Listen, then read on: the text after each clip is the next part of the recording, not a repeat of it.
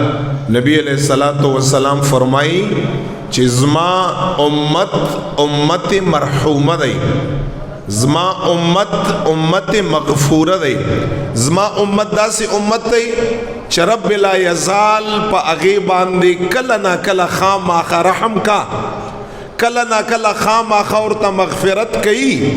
په ځمکه باندې یا په داسې حال کې نه پرېږدي چې د ګناهونو ډکي او په هغه باندې الله جل جلاله خپل مغفرت اونکا، یا په ځمکه باندې داسې نه پرېږدي چې الله ورته په هر ټیم باندې غوسه او خپل رحم او کرم الله جل جلاله په اونکا. نه، نبی علیہ السلام فرمای زما امت مرحومه امت دی، زما امت مغفوره امت دی. خامخا خدای پاک جل جلاله څه ناڅه بانه ورته جوړه کا، یا رمضان کریم میاشت پراولی